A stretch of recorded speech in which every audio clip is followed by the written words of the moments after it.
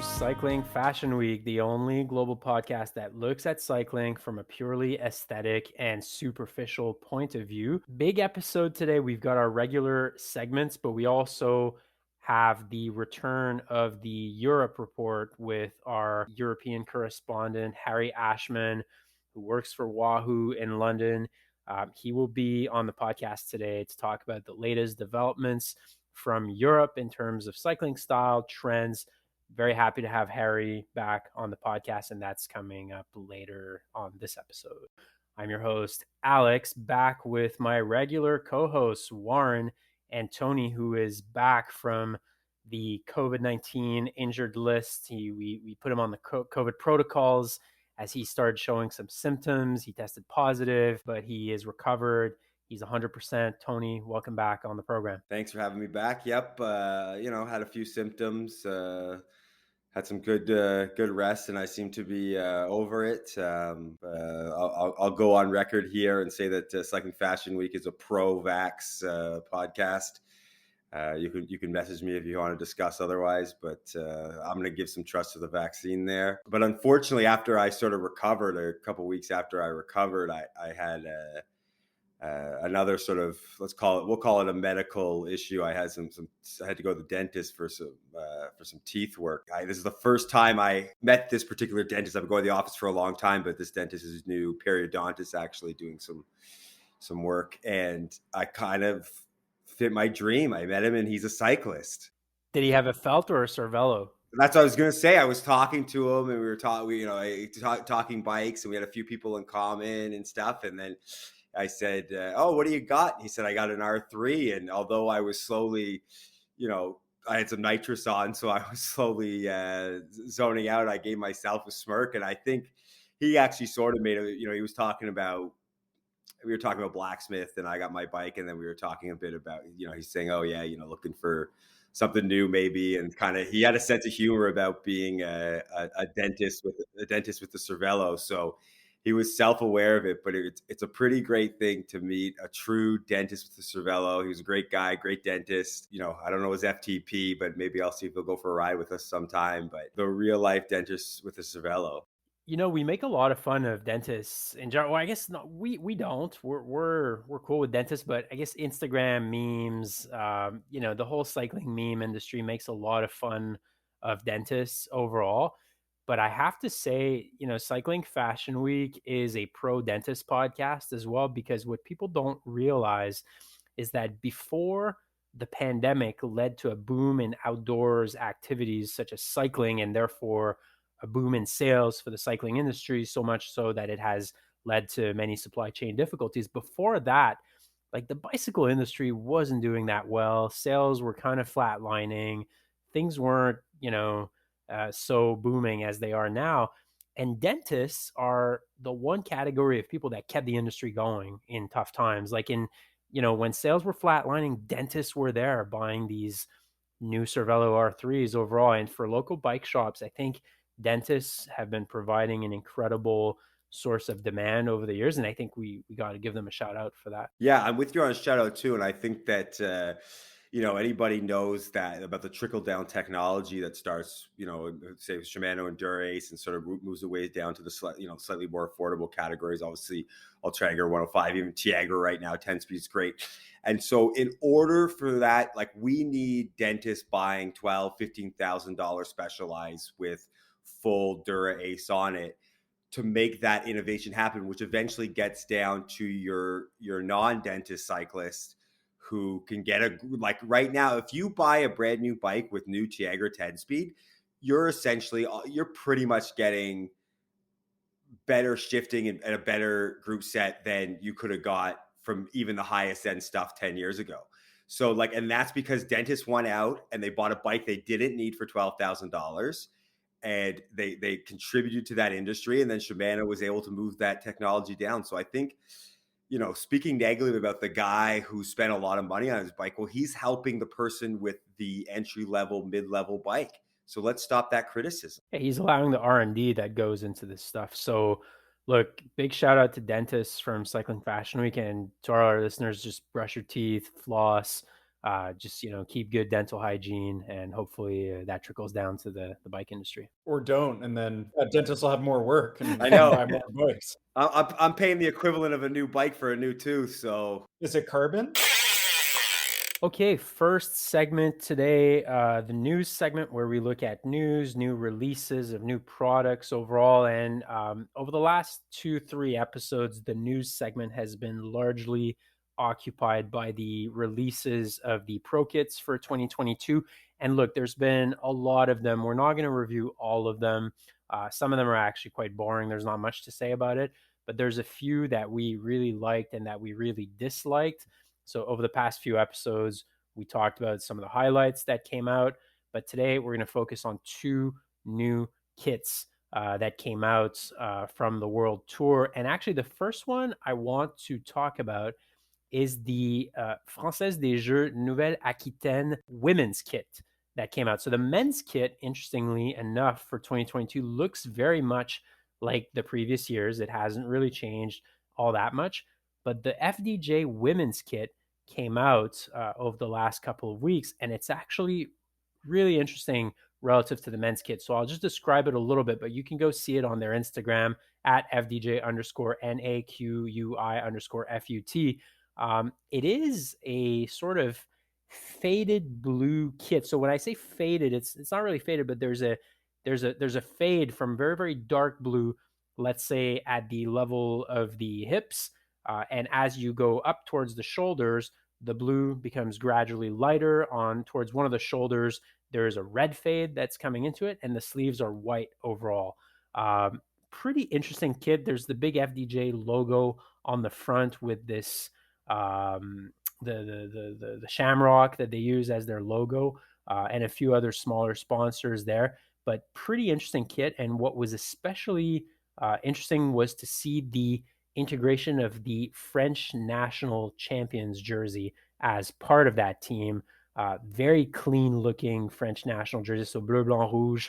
The blue is at the shoulder level, the white is at the chest level, and the red is at sort of the lower abdomen level. But just very clean, kind of vintage looking in a sense. Guys, what did you think of the FDJ women's kit? I'm just gonna say it. This is my favorite kit in the Pro Peloton this year for sure. Because you kind of hit on why, but it has like kind of the vintage look, but it also has a bit of that modern cleanliness and the little fade going on. Really clean, simple. The colors are great. And I like how the red kind of goes on the shoulder. I don't know if iconic would be quite the right word, but like, yeah, it really stands out. And then I think we're all going to harp on this, but just the French national champions uh, jersey is like one of the best national champion jerseys I've ever seen. I'm in. I don't know if I'm quite at Warren's level, but my first actual ever jersey that I ever bought was an FDJ jersey back in, one of my buddies can correct me, but I want to say it was maybe 2004, 2006 or something. And it was kind of before, maybe Rafa was coming out, but before you could really access sort of what we're talking about. So your options were kind of, store branded kit or pro tour kit. So for a long time, I always thought FDJ had sort of one of the nicer kits in the Pro Peloton, and I think that they've stepped it up with this team kit. I think the gradient's great. I love that they've done the sort of French tricolore and, kind of integrated that, but in a unique way. I also, I've discussed this before, I love holistic approaches. If you look on their Instagram sort of showcasing it looks like they have a matching sports bra. So whenever you start adding in accessories that kind of keep the same thing, I think that's great. And then sort of vice versa, they looks like for their sort of rain jacket, they've really simplified it. It's a sort of hard dark navy with not too much logo going on, just kind of the nice white FDJ with the shamrock, next to it. So it's like I feel like they've really thought through this thoroughly, and it's not just the jersey that's nice. It seems to be now, we'll have to see what they look like when they're riding in the Peloton in different weather, but it's, from their media, it seems to be that they've kind of put every piece together nicely. So the kit is made by Gobik, Gobik, which looks like a European brand. I personally had never encountered that brand before. Call it my North American bias or whatever you like. But the kit is made by Gobik. And Gobik, essentially, they define themselves as neat lines, vibrant colors to inspire very special and strong clothing that breathes your own personality. And on their website, they have a manifesto of non-conformism. So they claim to be contrarian and to go a little bit against the grain. Now, I don't know how to what extent this kit goes against the grain, because this sort of blue fade from a very very dark like night blue to the more sort of royal blue. I don't know. Fades seem to be in right now. There's a lot of fades on cycling kits, but just the way that they shook up the FDJ kit, I thought was really interesting, because the men's kit is basically the same that it's been for the last 5 years. I don't find the men's kit to be particularly interesting. It kind of looks No. cheap. It looks, I don't know. It's like a definition of a bad pro tour kit. But the way they shook up the women's team kit, I think, is really interesting. I don't know if this is my favorite kit. I really like the Trek Segafredo kit, and especially the Trek Segafredo training kit that they had in pink.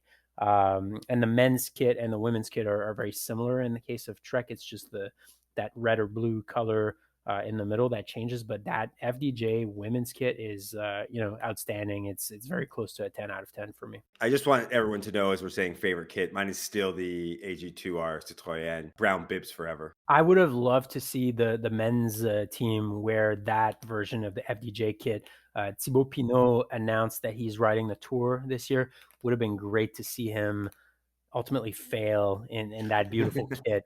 Is failing with style more important than succeeding without it? I think so. I I think agree. so. I'd agree. That panache that you would have wearing that kit, but Yeah. ultimately as a DNF due to some thigh injury on stage 13. I think he would have looked great in that kit on the cover of L'Equipe, abandoning the tour. Okay, so that's the first kit that we wanted to talk about, the FDJ women's kit. Now, at the other end of the spectrum, one kit that came out that I think is worth talking about is the Bike Exchange kit. Oh boy, how am I going to describe this one? All right, so let's do It the sucks. men's it sucks. So let's do the men's kit of Bike Exchange. There's a lot of powder blue in there, so the shoulders are white. There's a fade, but it fades from powder blue to light blue from the top of the bottom of the jersey. It says Bike Exchange Jayco on the front, and the bibs are this kind of bright royal blue. That's kind of very aggressive. And the women's kit is pretty similar, except that it's kind of pinkish. So get it? The guys are blue, the women are pink. I like that because sometimes I get concerned that I'm not going to be sure which like which one whether I'm watching the women's cycling or male cycling. So it's good to know that I go, oh, bike exchange blue, okay, I'm on the male cycling feed right now. Oh, bike exchange pink, now I'm on the women's cycling feed. Like, I don't want to be confused. They're making it easy. And like, if the woman had blue and the men had pink, I would assume that the men were actually in the female side of it, because pink is for girls. So It's a nice nod to American gender reveal parties that parents have a couple months before their baby is born, and the dad kind of hits a pinata with the baseball bat, and then the thing blows up, and it's either blue or pink. Just on, in my opinion, one of the stupidest things in the world. well, yeah, what happened to I just want a healthy child? What is it? What does it matter? But anyway, Bike Exchange going all in on the gender defined colors. But just other than that, let's kind of move aside from the guys are blue, women are pink. Let's actually talk about the aesthetics of the kit. What did you guys think about it? So my number one issue, I just have to say, and I feel like everyone's got to notice this, it can't just be me, but the first time I saw it, due to the way they've created this very like heavy seam stitching, is it looks like they have a permanent gilet on. Like, it looks like they're wearing a wind vest. When I first saw the picture, I thought, oh, that's a picture of the jersey with a wind vest on top of it. And then obviously I looked a little longer and realized, like, that's the styling of the jersey. That's that like heavy stitching they've got around the shoulder seams.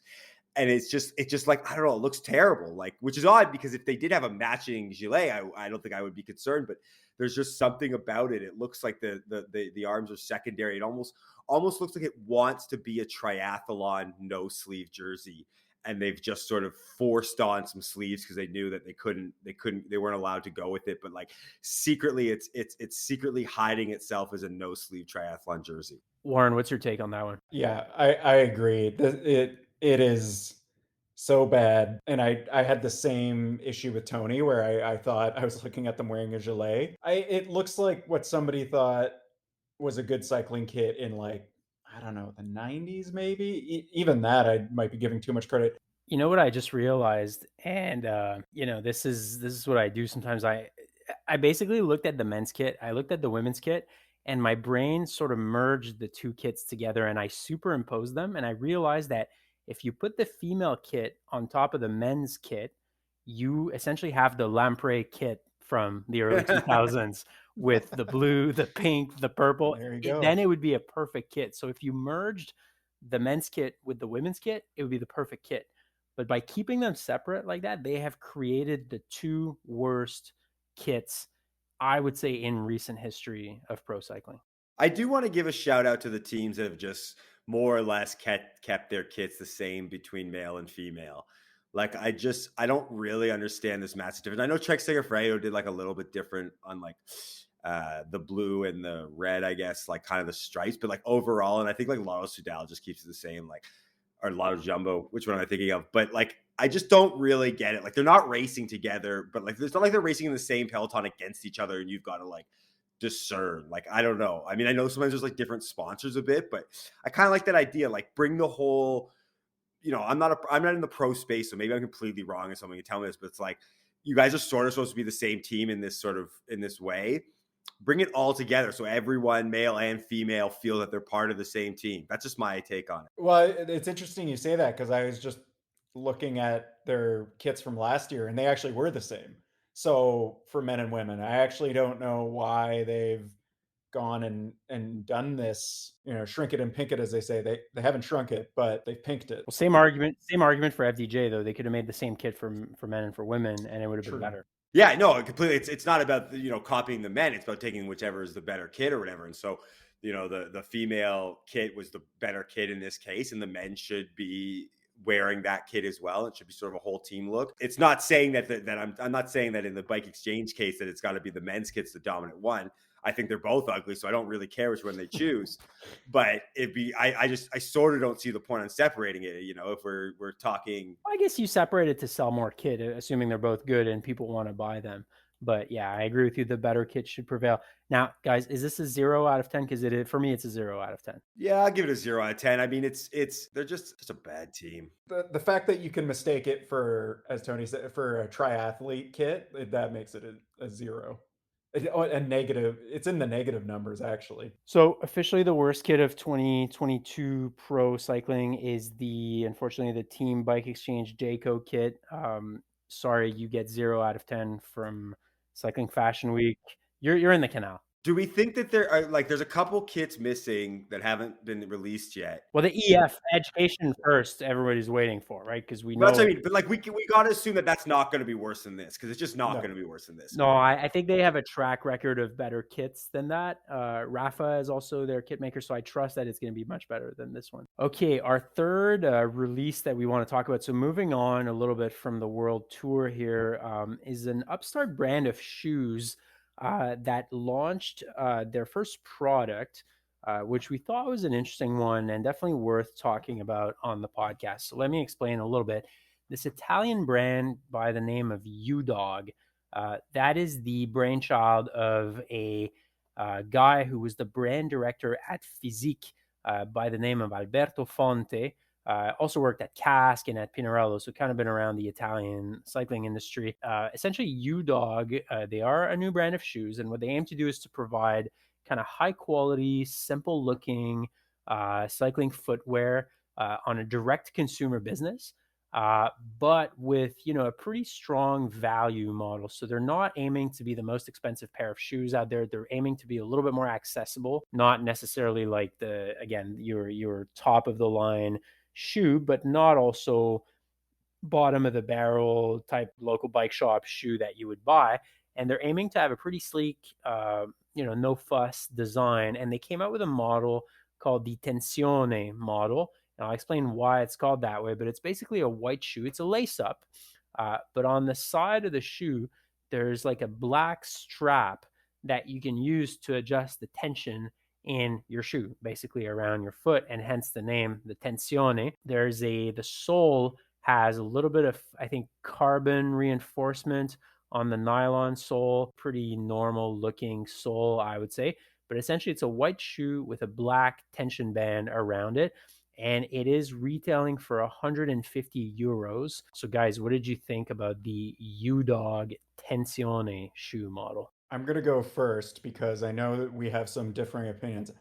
I like them, but I want to qualify that by saying whether the tension thing with the strap on the laces actually works as they say and wraps around your foot, I'm pretty skeptical of. I don't really care, but it creates this little upside down inverted V on the shoe that on the white model in particular gives this contrast that actually reminds me of this sneaker brand that I wear called Treetorn, which is a Swedish sneaker brand. They're really big in tennis, I think in like the 50s and 60s, but they're like a go-to white sneaker for me in the summer, not cycling, blah, blah, blah. And I think that's why aesthetically, I actually look at these and like think they're pretty nice. But then as I was actually reading a bit more about the shoes and how I think they're aiming to not be just like the standard really thin cycling shoe. And as somebody who has pretty fucking weird shaped feet, like I have high arches, I've got a thing called the Taylor's bunion, which is like a bump on the outside of your foot, makes finding good fitting cycling shoes for me quite difficult. And so looking at the entire profile from top down, these shoes actually look like they might be comfortable for me. I know they're laces and it's not double BOA, so and I also the black ones are meh, but I don't know, the white ones for me, they just because of that mental connection to Tree Torn, I like them. So first off, that was way too much information about your feet, and please don't ever talk about that again. This isn't that type of podcast. Secondly, it's funny you mentioned Tree Torn. I like Tree Torn. I know Tree Torn, but I also, when I saw them, immediately associated them with sort of a sneaker thing, but in the opposite end of it. So here in Canada, there's a shop brand called Aldo that make a lot of different type, but they sort of have this signature sort of, I guess you could call it kind of like a dress casual, semi-casual sneaker that is sort of one of the most unstylish pieces of footwear that's ever existed. You always just see it on like the worst dressed people walking around. It's always someone who's like, or like is trying to kind of dress a little more stylish. And so they've like bought these because they're not like a pair of like cheap looking Nikes or something, but they look even worse. So like when I saw that, that's immediately what I thought of was like, oh, these are those like fake dress casual Aldo sneakers. And they were just like terrible. And then the more I looked through it, the more it sort of pushed that narrative. Like, again, I don't know. I'm the opposite of Warren. I'm not going to go into what my feet look like, but I have no feet problems. Like, I can fucking wear anything. I could probably ride with flip flops. I'd be comfortable. But from an aesthetic point of view, these shoes are just like awful. And forget about the laces, because our like laces were in for a bit. Like, I'm not even saying that. Like, even if these were double BOA, they would be awful. I do want to just quickly clarify. I do think the name is awful. So that's where I was going to go. So I'll let you say. I just want to clarify. The name is absolutely terrible. So thank you, Warren. This is perfect segue into my take because I'm not opposed to the shoe itself. Look, it's lace ups. I'm not a huge fan.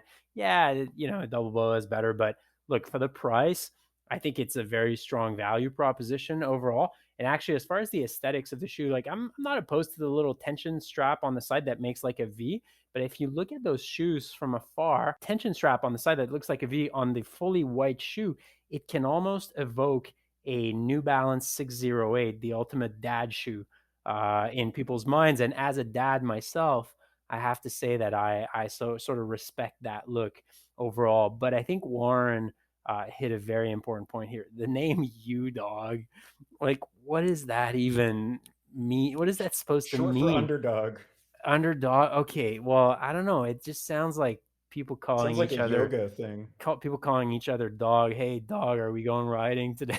Or it's just so bad. And then I step back and think about that. And so a lot of Italian brands want to have English sounding names or slogans so much but they don't do it very well. And that is something I've talked about on the podcast before. The whole country of Italy is obsessed with the English language.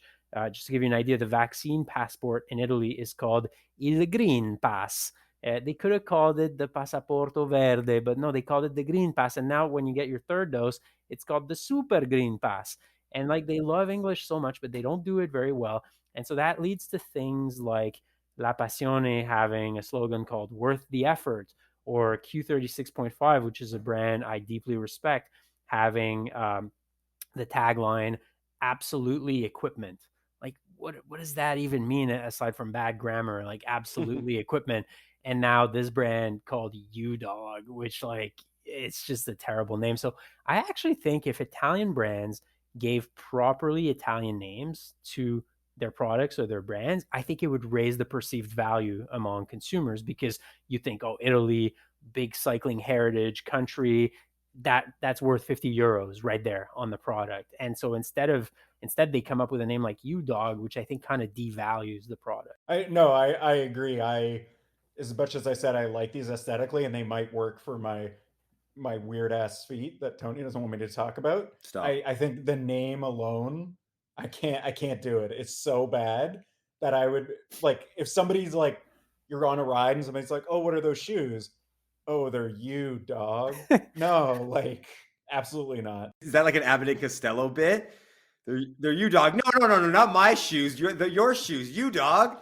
But guys, the thing is, we, in different markets, it may be perceived differently, right? Like, if, for example, if they're selling this into Japan or they're selling this into Italy, markets where people don't speak English quite as much, and I'm maybe the wrong guy to talk about this because my English isn't all that good to begin with, but like in countries where English isn't spoken very much, like that might actually be a catchy kind of name that people would go for. It's just for us, we're so used to having English around or speaking English that we look at this and we're like, what is that? It's ridiculous. Well, I think, doesn't it kind of work the opposite way? I might be making this up, that it's not a company, but I thought I saw there's like a company called Vetements, which Alex knows it's just clothing in French, right? So like I guess for French, for like Anglos, you're like, oh, that's really like cool, but it's like your clothes just say clothing on it, and so like it's for a French. I wonder if a French person sees that, or Alex as a French person, if you saw that. I don't.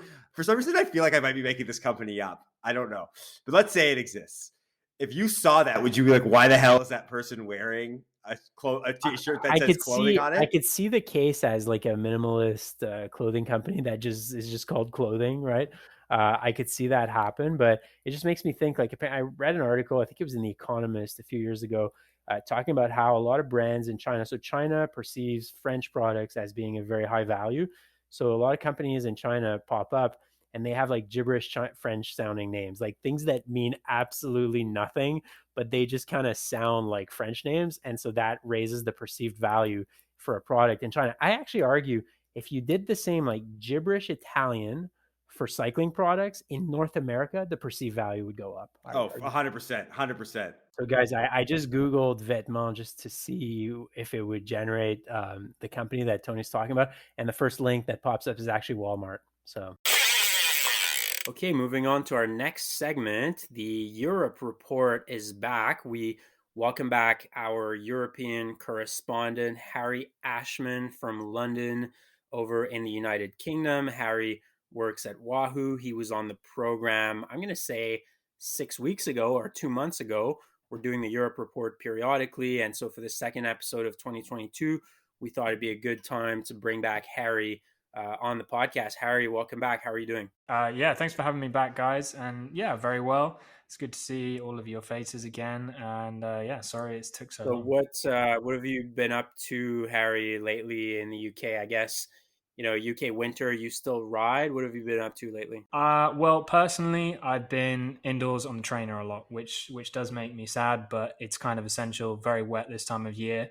But I did have a pretty kind of bonanza Christmas, I would say. Just before Christmas was the annual Rafa sample sale, which is like a kind of an industry sale, invite only. God knows how I got an invite.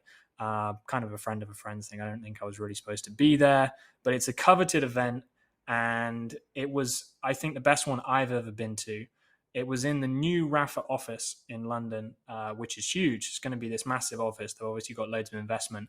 And this sale was over 3 floors. Like, think like a department store, but just all cycling clothing going back for maybe 5 years. And they had stuff right from the early days of Rafa. So if you were a fan of Rafa or just a fan of kind of modern cycling clothing, it was super interesting. And they had some crazy stuff which never made it to shelves, and you could totally see why, because some of it was not very good. And they had some, some contemporary stuff which, for whatever reason, they were selling for cheap. But yeah, it was crazy prices. Everything was super cheap, and I think I bought enough winter cycling kit for maybe the next 5 years. But it was incredible. You guys would have loved it. I was thinking of you while I was there. I probably should have sent some photos. Yeah, I'm sure we would have loved to sort of add some insider content. Who knows, if you might never get an invite back if they know that you're sharing the secrets of the Rafa sample sale. Maybe not. I really would have liked to see some of the stuff they haven't released, because some of the stuff they've released lately, I don't know. What's their edits, right? Like, what are they, what's the stuff they look at and say, I don't think this is going to go to market? They had some, like, something that they had loads of different varieties of, which I'd never seen, was like gloves, for example. They had like loads of weird leather gloves and, those like lobster style gloves. And it was crazy. They had some niche stuff. Some of it was cool, but yeah, it was really interesting. If you're into clothing manufacturing, it was a cool time. I personally would have loaded up on merino jerseys from 5 or 6 years ago, which in my opinion, that's where Rafa really shines. And, 5 or 6 years ago, to me, this was kind of the golden age of Rafa. I think they've strayed a little bit from their original design philosophy. And, obviously that I don't necessarily mean that as a bad thing. Like, every brand evolves over time. You can't stay stuck in one time period for your design philosophy or design ethos. But I do find that the stuff from 5 or 6 years ago, the long sleeve merino jerseys that they, kind of first brought to market, to me, this was really peak Rafa, or I definitely would have bought a lot of that. You weren't alone in that respect, Alex. There was a lot of people looking for that stuff when I was there. And there was a lot of people looking back, and there was some stuff from the real early days when the like bib shorts were still made in Italy. They had some of that there as well, and people were going nuts for that. So, and Harry, did you hear any discussions of the changes that are coming at Rafa with the leadership changes that have been announced and I believe are underway now? Well, not so much publicly. I do actually have quite a few friends who work at Rafa, and it definitely does. I mean, it's a company that's constantly in shift. Like, all I hear about is people being let go and people being hired. I mean, they're moving to that new office is definitely a sign of growth, because that was a huge office. Like I said, 3 big floors.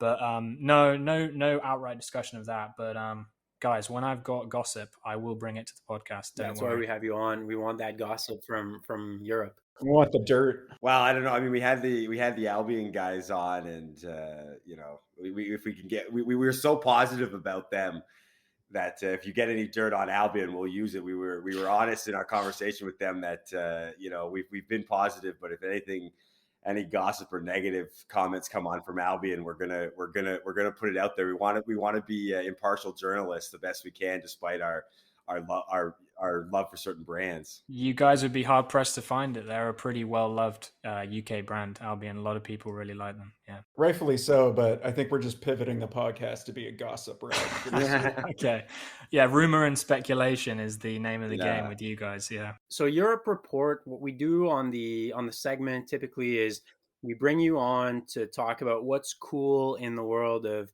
cycling fashion and coming from Europe. So what are you seeing right now, Harry, that is cool in Europe from the world of cycling fashion? Well, a big trend right now, I think everywhere in Europe, is people are getting a little bit sick of turbo training, and you can't blame them. We've had a pandemic for like 3 years now, and people are doing as much as they can to stay outside for as long as possible. And that's kind of what I wanted to come and talk to you guys about today. And I was going to do a general approach, but I think the kind of the best way to look at this movement is a very specific brand, which I don't think has graced your side of the continent, or the world, I should say. And it's a brand called Spatz. And as strange as that sounds, I promise you, it's an interesting topic. And if you've heard of them, any listeners, you know what I'm talking about. But I'm going to give you a quick rundown of the company.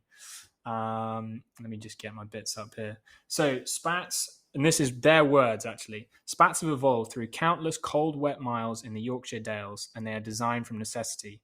Spatz are the brainchild of professional cyclist and NFTO team manager Tom Barris, who needed a solution to cold, wet feet while cycling.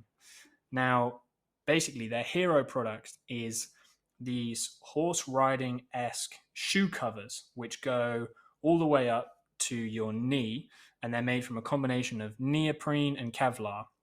And they keep your feet and your whole leg really completely bone dry, but they look very, very strange. And this product kind of catapulted them to success in the UK. Loads of people use them, loads of kind of national pros use them, and they've made their way over into Europe.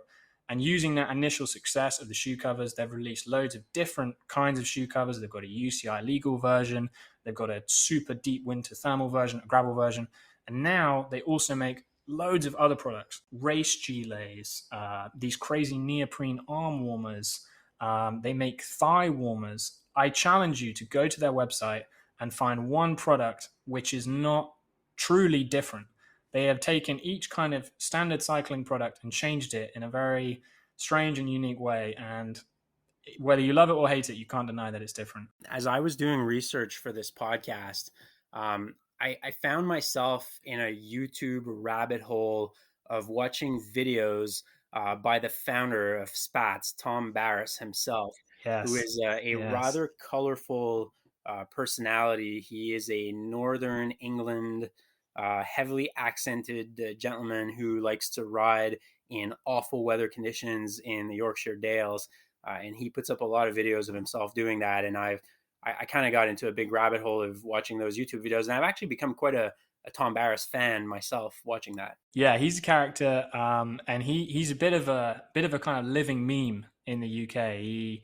He's the feature of kind of people parody him and they make their own kind of Tom Barris style videos. Don't get me wrong, never met the guy, don't know him, heard a lot of good things. But yeah, the guy's rapidly becoming a meme. And, but he truly epitomizes the kind of northern grit, Yorkshire hard man, which has bred a lot of very serious UK cyclists. So you can't hate on the guy. He does ride in all conditions. But yeah, when I was kind of coming up with the notes for this and how to explain it to you guys, I think from a fashion perspective, and I have to get back to the fashion on this podcast, I would compare the rise and success similar to kind of the, you know how Ugg boots and Crocs are kind of coming back into fashion. I think I would compare it to that. It's this kind of ugly chic thing that people seem to go for nowadays. I don't know. You're right that I don't think it's really come to this side of the pond yet. Like I haven't seen it in a while, but obviously the world is international with the internet and social media. So I have seen them on Instagram, and like, let's put no bones about it. And I know that maybe there's kind of the Gen Z sort of rekindling of this ugly chic, but these are hideous. Like this is really hideous stuff, really awful. And I think I'm really surprised that it came out of the UK and sort of Europe as a whole, and that it's popular there. Because one thing I'll say of our where I'll with my North American bias is that most portions of North America is about sort of pragmatic life. We don't have a sort of a great history of design and aesthetic the way Europe does. So a lot of times things that come out in North America are very much in use for practicality first and then style second. So I would sort of expect someone from, Seattle to make this, or, somewhere in BC where it's kind of rainy and cool, similar weather, who said, well, I don't really care if I look good on the bike, but I want to stay it a little longer. So I'm actually sort of shocked and a little bit disheartened that places with such beauty, like certain parts of the UK and like you said, it's built popularity on the continent, would be willing to wear this stuff, because it is like next level hideous. Like it's really like there's a certain charm to a pair of wellies and your barber jacket while you're hunting some fox, but this doesn't fit with that charm. This is really bad stuff, like really bad. Tell us how you really feel, Tony. I'd rather get frostbite.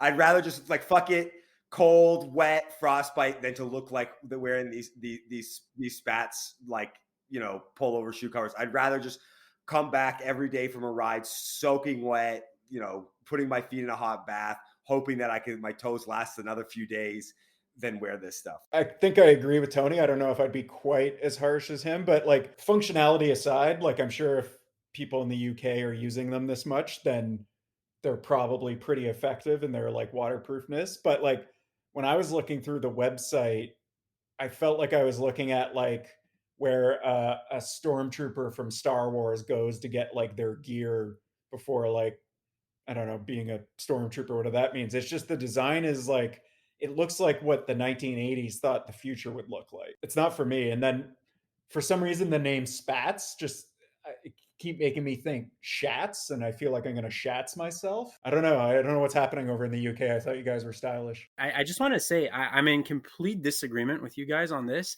and I was originally on your side. I was originally of the view that, my God, this is so ugly, it makes no sense. And then again, like I said, I started getting into this rabbit hole of watching videos of Tom Barris, and I've actually become a huge Tom Barris fan over time. And here's the way I approach Spats overall. I believe that not only we talked about how it's the equivalent of hunter boots or Crocs or the kind of ugly fashion that is coming back among the Gen Zers out there. But I think there's something more to it. It's also, to me, it's more like the extension of the rise of Gorpcore in streetwear into the cycling world. So for those listeners who aren't familiar with that, Gorpcore is the prevalence of brands like Patagonia, Arc'teryx, Salomon that people are wearing just on the streets, not necessarily to go hiking. They're wearing that on the streets. And I'll give you an example, like these Salomon hiking shoes that are made of Gore-Tex, or these Salomon winter boots that are like super technical looking, but that people wear in major cities to walk over to the grocery store. It's extremely technical looking. You wouldn't say that it's particularly elegant or something like that, but there is this kind of rise of technical clothing that has become stylish in a way. You're seeing, Gore-Tex, for example, as a fabric become super popular. It's extremely waterproof, but arguably people don't need Gore-Tex in their everyday lives to walk over to the pharmacy or something like that. And to me, the whole Gorpcore rise is a little bit overkill, right? People don't need that much technical wear. In cycling, though, arguably you need it. Like, arguably, if you're going to be riding in the Yorkshire Dales in the winter, arguably you need something that's super waterproof and super technical. And I went on a ride on December 31st here in the Eastern Townships. It was -1. It was kind of wet all over the place. And I sure wish I had some Spatz overshoes on that day because my feet were super wet. So I don't know. I can see a case for Spatz becoming stylish as sort of an extension of Gorpcore into cycling. I was kind of going to sort of reiterate what you were saying. I think that to give Spatz one small check mark, at least there's like an actual practicality. Like the Gorpcore thing, I sort of dipped a toe in and then realized like I got to get out of this. Like, why are people wearing $7,000 worth of clothing that is capable of taking them up Everest to go to like the coffee shop in like -3 degrees or whatever? And I think the problem for me is like, all this stuff, like similar to what I said, I'd rather have frostbite, is just like against my general fashion ethos where like practicality should be so low down on the list. Like when I lived in Montreal, I wore a pair of Vans Era as my winter boots. It's like -30 in Montreal. There's 12 feet of snow. And I had a thin pair of canvas leather or canvas material, low cut, walking around because I was like, I think boots look ugly. I don't want to wear these big Sorels or these wellies or whatever. So I'm just gonna like suck it up. And like that's kind of like that was many years ago now, but that's like carried myself there, that I just feel like it's often unstylish to bring practicality as a thought into your fashion. I just really don't like it. I want you to suffer for your fashion. Going back to what you said, Alex, I think in that way, Spatz is quite similar to Albion, because I think both of those brands have looked outside of the cycling world and have got influence from workwear and Patagonia and North Face. And in that way, I think even if you hate Spatz as much as Tony does, I think you got to respect them for bringing in these kind of new ideas and new ways of approaching cycling. And it's pretty fitting that we were talking about Rafa earlier, because I think they have become the opposite of that. And in many ways are kind of seen as the old guard. And I think it's these new brands like Spatz and Albion who are kind of changing things up. And maybe they look a little bit weird right now, but I think in 5 years' time, you might see a lot more stuff like this, but I could be wrong. Who knows? I am just a Gen Z crazy kid. I was gonna say maybe Albion and Spatz can do like a collab or something. So then there's a thing of Spatz that actually looks good. That would be maybe a smart idea. So you guys can just loop us in on the profits of that too. Oh yeah, I mean Albion. We said in the interview, right? Albion's done a good job of taking, despite my rant about practicality, taking some of that practicality with using certain colors and certain styles, and still thinking of it from a sort of a design ethos, so that it looks nice while you're using it. Whereas the guy from Spatz, I think I'm going down I think I've got my afternoon plan going down the rabbit hole with this guy's videos, but. From what I've seen, he didn't think at all about design. It was purely some guy's suburban dad who's just wearing the worst outfit, but he says it works great for whatever lawn mowing he's doing that day. I think y'all are wrong. I love Spatz. I love Tom Barris. I'm a huge Tom Barris guy. If Tom Barris is listening to this podcast, we would love to have you on the show. Please get in touch with us. Send us a DM on Instagram at Cycling Fashion Week, or send us an email, cyclingfashionweek@gmail.com. Love Spatz, love the Yorkshire Dales. It's raining, you're training. I have an important question for you, Harry. Oh yeah, go for it. Do you own a pair of Spatz? Oh, you've caught me out. So I had a pair of Spatz and I used them a couple of times, but because I am such a cycling fashion loser, I sold them because I hated how I looked in them. That's the right answer. Right answer. Yeah, good job. But they were very, very good, and I do respect the brand. I just cannot. Yeah, I just don't like how I look in them. Very sorry, Spatz. Harry, before we wrap this up, on the podcast in the last few episodes, we've been talking a lot about the new pro kits that have come out for 2022. They've all been released in the last few weeks. Is there anything that caught your eye in any of the pro kits that got released? Yeah, I don't know if you guys spoke about this, but what is going on with the Bio Racer sleeves on the Ineos kit? We did talk about it. Baggy. You noticed that? Yeah. We talked about the poor cut of it, because I was giving a shout out to La Passione for their cut. We got into the actual design, and Movistar has its own issues with the world's ugliest logo, but the cut on that jersey was perfect, versus where we want to give Bio Racer the credit that is some sort of template issue while they're sorting it out. And by the time the season starts, they'll get it sorted. So we're definitely going to keep an eye on what's the first race, Strade Bianche, coming up. Yeah, 2 months away, I think. Yeah. So yeah, that was an absolute low point for me. Hated that. High point, really like the Quick Step kit. And I do actually have some gossip here in terms of pro kit. Oh. This is completely unconfirmed, and I'm going to look like such a dummy if this is proved to be correct. But I have heard through some contacts who I will not name that the new EF kit will not be pink, but it will in fact be green. Wow. Scoop. That's big. Yeah. This is a big scoop. Maybe. Yeah, if I'm wrong, it's not, but I think I'm right. I heard it from a pretty reliable source. Is Rafa still the maker of that kit, Harry? Yeah, from what I've heard, yes, they are. But yeah, I think it's like you kind of suggested, it's a return to the, what would that be, like Canal Drapac kind of era. I think they, from what I've heard, I think they're kind of keeping that Argyle, the inside liner they did like in the past. But yeah, I'm pretty sure from what I've heard, it's going to be green. And I don't think there's a special edition. I think they are like going green for the like primary kit. I'm actually pretty excited by that. Doesn't seem like they're in the hunt for the green jersey, so it shouldn't pose a problem. And like Jumbo-Visma with an army of yellow, good point, domestique around Primož Roglic before he loses the yellow jersey in one of the last few stages. Interesting. So yeah, a lot of kits came out, so we'll keep talking about it on the podcast, but we wanted to get your thoughts on anything that caught your eye. And any training camps for you, Harry, in Europe this spring? Yeah, I'm on the fence. I might be going to Calpe. We'll see. I would love to go, but I kind of want to keep my powder dry. I've got some races in Girona very soon. Well, not very soon, but in a couple of months. Girona is one of the cycling fashion capitals of the world, so I will definitely have a lot to report back from Girona. I'm staying there for a couple of days, and then I have a race. So yeah, I'll be doing a lot of riding over there, a lot of stuff to report back. Gravel or road? It's a big gravel race. It's called the Tracker 360. It's a 360 kilometer big day out. I was gonna ask, can you even call yourself a European cyclist if you don't go to Girona every year? I don't think so. No.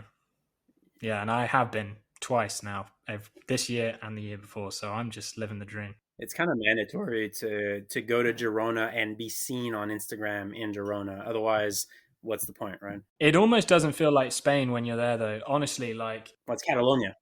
well, very true, very true. Not enough Spanish people. Yeah, almost. But there's so, like, it's not a joke. It literally feels like, like, I imagine it's what, like, the Nike Town in Portland feels like when you go there or whatever. It's just everywhere you go, there's cyclists, and genuinely everywhere you look, it's like Trek Pro, Quick Step Pro. If you're in Europe and you like cycling, it's worth checking out. It's a really cool place. Okay, well, Harry Ashman, Europe Report, thank you very much. It was nice to have you back. So we'll do this probably on a quarterly basis just to get the pulse of what's happening in Europe. It was great to have you on, Harry, and enjoy winter training, and hopefully spring is coming in not too long in the UK. Guys, thanks for having me. And yeah, I can't wait to be back. I'll have some more gossip for you, and I really hope that EF prediction works out, because I don't know if I'll be back on if that doesn't. Getting things right isn't our main priority, just saying stuff. Okay, our last segment of the day, last but not least, Into the Canal, where we throw an item, a trend, anything in the world of cycling that we don't like, we throw it in the canal. I'll start. It's winter here in the Northern Hemisphere. Zwift just leaked or announced their Zwift bikes, so lots exciting indoor stuff going on, which means people are doing more training plans than they normally do. And I am throwing the idea that you as an amateur cyclist are going to peak into the canal. You are not going to peak. Your 8 hours a week on Trainer Road, Zwift, Wahoo system, whatever you've got, is not going to be too much volume training that you have to worry about. Your fitness will get to a point in, say, early May that you won't be able to sustain it. You can sustain it. You're an amateur cyclist. You're not doing that many kilometers. You may get bored of cycling. You may lose some interest in it. But as far as a fitness peak, that is for high volume elite athletes. You're not going to fitness peak as an amateur cyclist. I can't have it. I'm sick of people saying, well, I don't want to do that. I'm going to peak too early. No, you're going to stay steady because you're not a pro. You're not doing 40 hours a week on the bike. Okay, so this is a great segue into my canal item for this week, because I'm going to so I have two things I'm going to throw in the canal. The first thing I'm going to throw in the canal is Tony's take about peaking. And the second thing I'm going to throw in the canal is peaking too early. And I will actually counter Tony's wrong take about peaking as an amateur cyclist with real life experience that I have lived through last year. So last year in 2021, I went on paternity leave during the months of January and February. So where I live, Quebec has a pretty good parental leave program that fathers take advantage of. So I did that, and my employer, I'm fortunate enough to have an employer that also encourages that. So I took a couple months of paternity leave to allow my wife to go back full-time to her job. She runs her own company, and so she needed to ramp things back up at work, and so she did that. So I took 2 months paternity leave, so just being a full-time dad, waking up early with the baby, taking care of the baby all day. And when my wife was finished work at 5:30 p.m. or something, then I would usually hand the baby over to her at that point and go do an hour and a half of training 5 to 6 days a week. That is the most volume that I have done in a long time, just because I'm busy, just don't have that much time to train so much.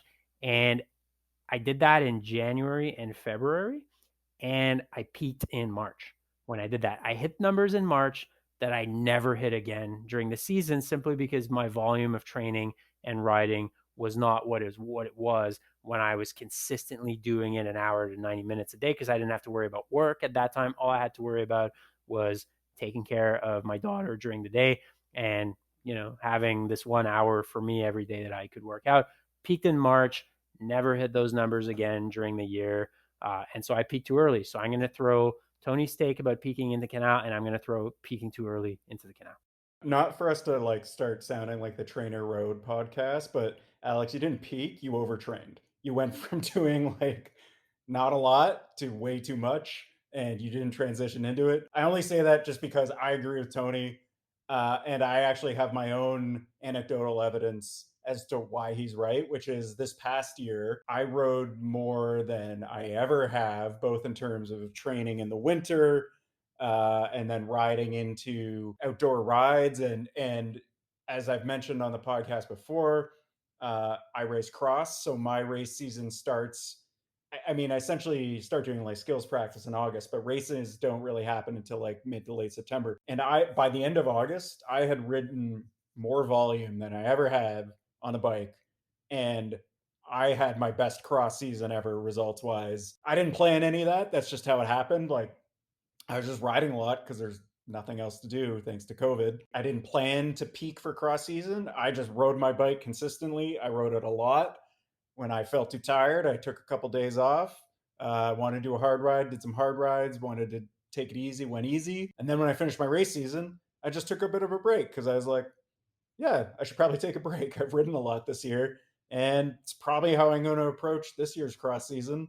I am doing trainer road right now to like just keep fitness up, but I'm not doing any long-term training planning. I do like 3 months of trainer road, and then I throw it out the window and I just start riding outside and see what happens. So we should probably leave the training advice to the Trainer Road podcast. They probably do that better than we do.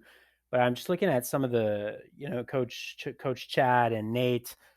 Maybe they should take advice from us on kit, because I'm looking at their kit and it seems like they need a little advice from the Cycling Fashion Week guys.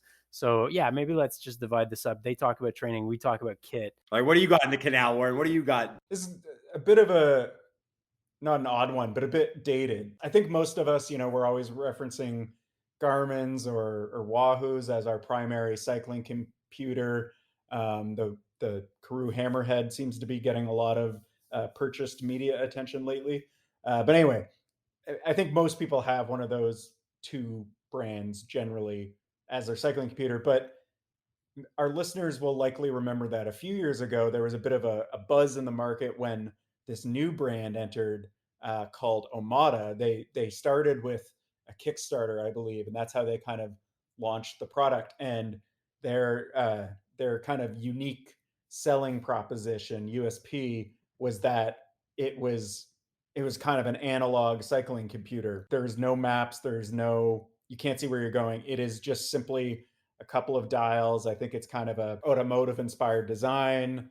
If you go to their website, you can read their spiel about how it's, about the simplicity of the ride and blah, blah, blah, which, yeah, that's kind of bullshit. I'm not really that's not why I'm throwing it in the Canal. I'm throwing the Omada into the Canal because it does too much. It claims it's this aesthetically, and markets itself as this like aesthetically driven piece, and that it's all about like the beauty of the ride and simplicity. And you see your speed, you can see, I think, your like heart rate zone. I think there's a couple different options, but it still records GPS, it still records your ride, so you can still upload it to Strava, stuff like that. And that is the reason I'm throwing it in the Canal, because they should have committed to just fully like the full analog experience and let people just go for a ride, see how fast they're going and stuff. That is why I'm throwing them in, because this podcast is fully committed to aesthetics. Despite the fact that I just talked about my own race results for 5 minutes, I really care more about looking good on the bike. So the Omada's in the Canal because it's not really fully committing to the aesthetic design. It's also in the Canal because it costs $800 US. That was my point. Yeah. Come on. That is more than double what a Garmin or Wahoo for something that does costs. a little bit less than the Garmin and the Wahoo. This is what I was going to get into, because I think Warren's right. Like, I love the idea of something really attractive that would give me just like the simplest metrics, which, like you said, maybe like heart rate zones, distance, and your speed or whatever, right? Just to have something, maybe get a general idea. And it looks good. But then for that, I would want it to be something kind of inexpensive to maybe supplement my Wahoo or Garmin for times where I was like, okay, I don't want all these metrics. I'm not worried about power today. I'm not worried about whatever. I just want to kind of like ride and sort of see how far and how fast I'm going or whatever. So like if it was something for like, $100, $150, like I think it would be this great idea if they just like simplified it. But they took all the technology, jammed it into this thing that you can't really use while you're on the ride. So you're kind of getting less from it, but then like has this astronomical cost that like you can get all this info sort of afterwards, but that's kind of what Strava in your back pocket does a little bit. Now, it doesn't record your proper power and stuff, but like it's just like all over the place. I say they should strip it down, exactly what Warren said, strip it down, bare bones, make it relatively inexpensive. A lot of people buy it as a secondary computer for rides that they want to, we've talked about going no computer on the ride. Maybe this is like a good midway point for people who like a little bit of stats. So they've done just an awful job. I've never seen one in the wild, so I don't think anyone's bought them. I think this would look really good on a commuter, for example, because it has that like vintage chronograph watch look with the many subdials and everything. So I feel like also if you look at the Omada website, most of the photos that they have there seems like it's kind of commuter looking bikes, or there's some road bikes. But yeah, to me the challenge there is mostly the price. Like for something that isn't fully analog, but that ultimately does less than a Garmin or a Wahoo, to come out with that price is just a very difficult proposition. I think you could also throw it in the Canal for like, it tracks your speed and distance you can see on the dial, but like recording speed, I think we're at a time now, like, if the only thing you're looking at after a ride is your average speed, like, I don't think you're really like serious about training like that. There's so many variables that go into your average speed. And again, this is starting to sound like the Trainer Road podcast, but that's another reason to throw it in the Canal. Warren, you mean like when you guys hit 34 kilometers an hour on an 80K flat ride with 10 other guys? Yeah, exactly. Yeah, exactly. Like, okay, that's great. just like, it's just, there's so many variables in cycling and where you're riding and blah, blah, blah, that to frame it as a training tool, I just think is kind of disingenuous. Like, they don't even offer an option, as far as I can tell, where you can track your power on a dial or something. That's another reason throwing the Canal. So I've thrown in the Canal and taken it out and thrown it back in, because to both of your guys' points, I agree. I think it only really looks good on more retro styled bikes. I saw, like, I went and looked at some of the reviews because I was curious, and not surprisingly, everybody who buys it loves it, which I think you would have to for that price. But somebody had one on like a carbon race bike, and it did not look good. But for me to put that on like a Dutch looking commuter, which I agree would look great, is this an $800 experiment that you're doing, or is this more of $100 experiment? You're like, okay, whatever, I'll just spend $100, put it on my Dutch commuter, it's gonna look good. But then it has to be really analog. It has to do really not much, just kind of tell you how long you've been on the ride and what's your speed been, and I think that's it. I mean, I don't think you can throw it in the Canal because nobody's bought them, so nobody can find one to throw in the Canal. I guess you'd have to go to their warehouse and just try and grab a whole bunch, because I have never seen anybody riding with one of these. Okay, another episode of Cycling Fashion Week in the books. Thank you very much, Harry Ashman, our European correspondent based in London, for the Europe report this week. Always great to have Harry on the podcast, and he will be back hopefully many times in 2022 telling us about what's going on in Europe. Thank you to all our listeners. Don't forget to follow us on Instagram at Cycling Fashion Week. Send us emails at cyclingfashionweek@gmail.com, and please send us your bicycles to review. I'm sure spring is coming, so I'm sure many of our listeners are investing in new bikes. We can tell you our takes on your bikes, give you ways to improve it by changing some parts. So cyclingfashionweek@gmail.com. Thanks everyone. We'll see you in a couple of weeks for another episode.